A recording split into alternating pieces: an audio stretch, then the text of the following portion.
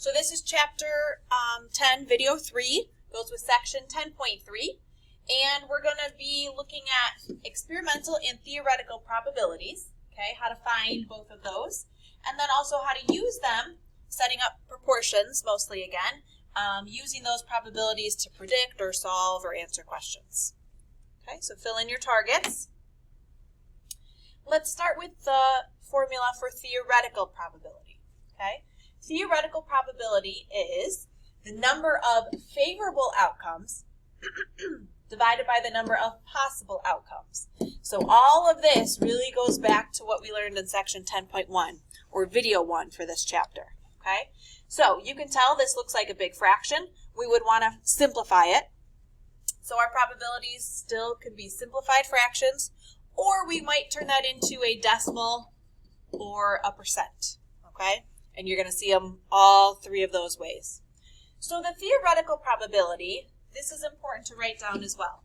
Theoretical probability is what you would expect to get, right, just from the numbers. It's in theory what you should get or what you expect would happen or what you would predict to happen. So I'll give you a few basic examples on this page, right? Theoretically, in theory, let's start here. If I flip a coin, I would expect to get heads half of the time and tails half of the time, right? And that comes right from our formula. There's one way to get heads, two different possibilities, so half the time.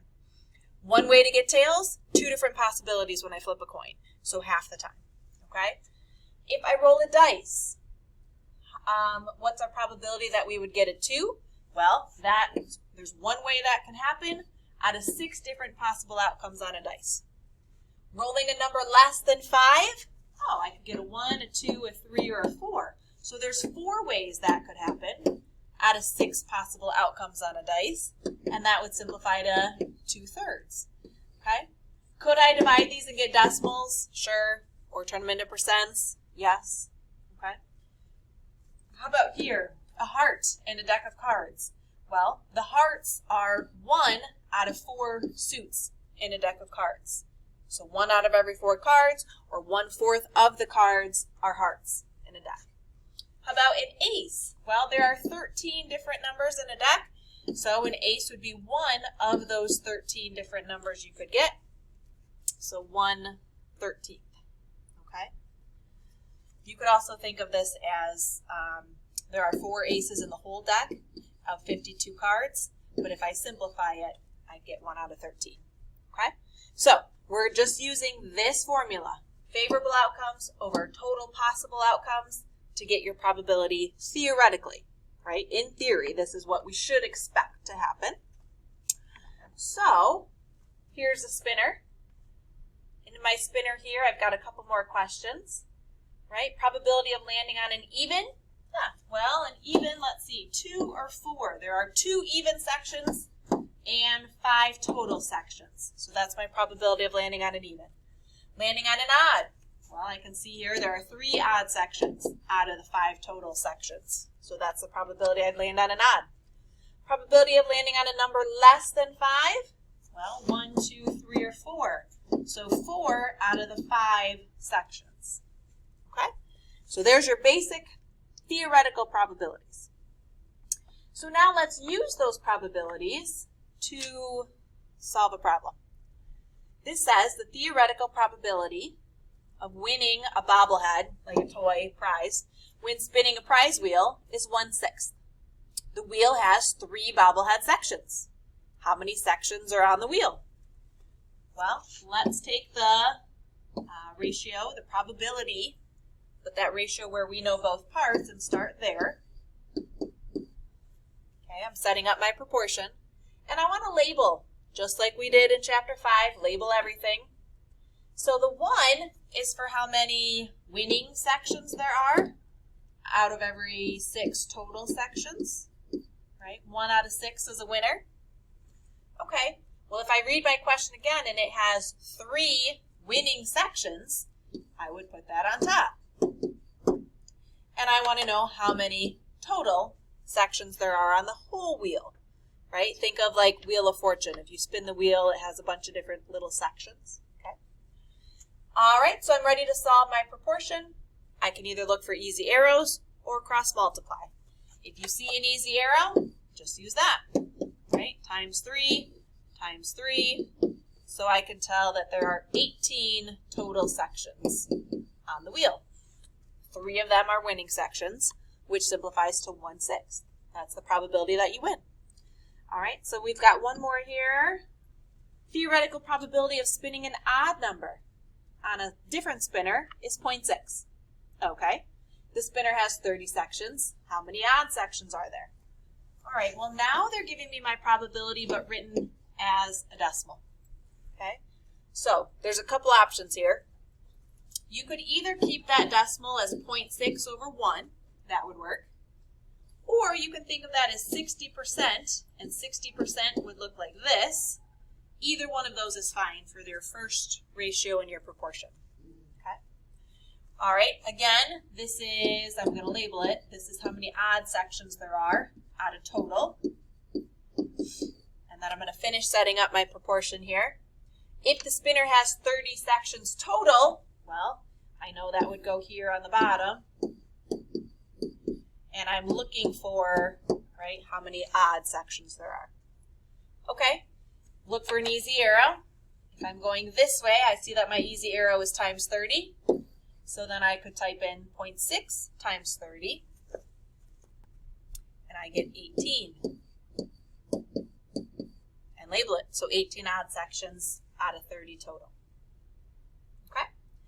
All right. There is one more here.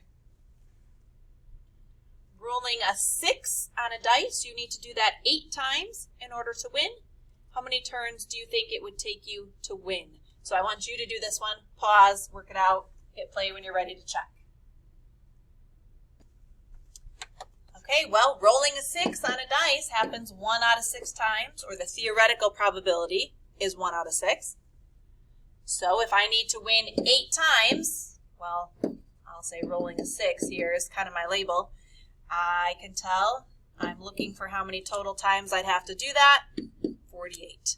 Now, would it take exactly 48 turns?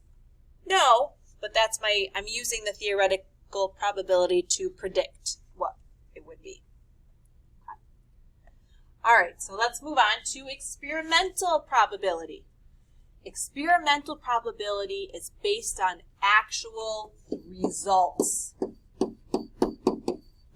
Okay, so you actually do the experiment, you actually do the trials, okay, and you count up what happens. So the probability, experimental probability, is the number of times it actually happened divided by the total number of trials you did. Okay, so again, this could be a simplified fraction. You could also divide it and get a decimal or turn that into a percent. But now our numbers are not based on what we would expect or what we would just calculate to happen. It's based on the actual results we got, okay? So another word for this, or another term, is relative frequency, right? Experimental probability is the same thing as the relative frequency. Compared to how many times you did it, right? How frequently did you get that result? All right, so let's do a couple examples of this. So here I have a chart that tells me I did something 20 times here. I picked a marble out of a bag, I think. So I got blue 4 times, I got red six times, green I got 4 times, yellow I got twice, orange I got 3, and purple I got once, and that adds up to 20. Okay, so based on doing the experiment, based on my actual results, right, let's find out the probability, experimental probability of getting red. Well, red happens 6 times out of 20. And we always simplify those. So 6 out of 20, right, 3 out of 10, or 30% of the time. Okay, how about not getting a yellow? Well, if I don't count the yellows, that means I got the other colors 18 out of 20 times. And if if I simplify that, 9/10 or 90% of the time, I got something other than yellow. How about drawing orange? Well, that happened 3 out of the 20 times. So my experimental probability, or my relative frequency for drawing orange, that's already simplified, 3/20. Okay? So here's your next chart. Very similar. This one now, I'll tell you, has a total of 50 total times that you rolled the dice. Okay? So I need you to try these 3 questions here, and then we will check when you're done. So pause until you're ready to check. Okay, well, I see that rolling a 3 happened 8 out of the 50 times. Simplify it. You could divide it and get a decimal or a percent. Rolling a number less than 4, so I added up the 1s and 2s and 3s, and that happened 22 times out of 50. Simplify it, or divide and get a decimal or a percent. And then everything but the 6s, so I added up the 1s, 2s, 3s, 4s, and 5s. Simplify, divide and get a decimal or a percent. Okay?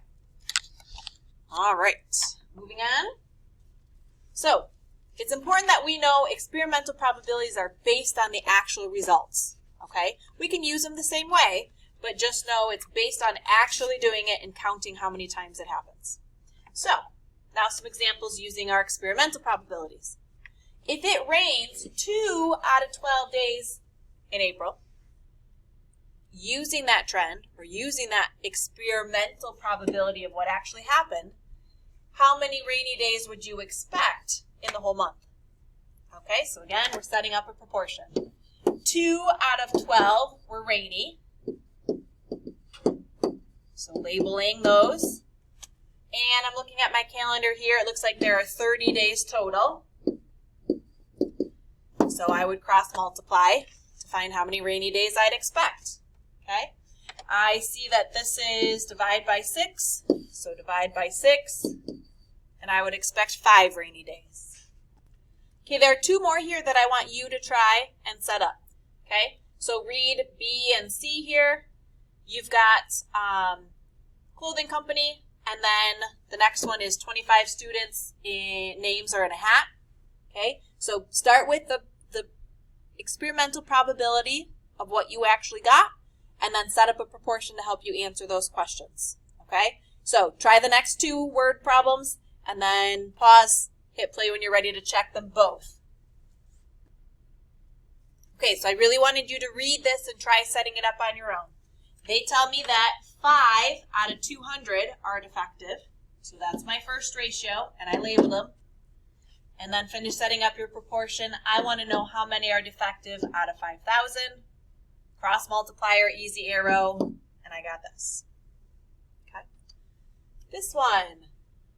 3 out of 5 were boys' names. When you chose 5 names randomly, right, those are your experimental results. So experimental probability was 3 out of 5. How many boy names do you think are in the whole class of 25? Well, again, times 5. Easy arrow if you see it. Cross multiply if you don't find an easy arrow. But I would get 15. Okay? All right. So what are the big ideas here? Let's take a minute to read through these and go over the answers. Write the formulas for theoretical and experimental probabilities here. Pause it and write them both down.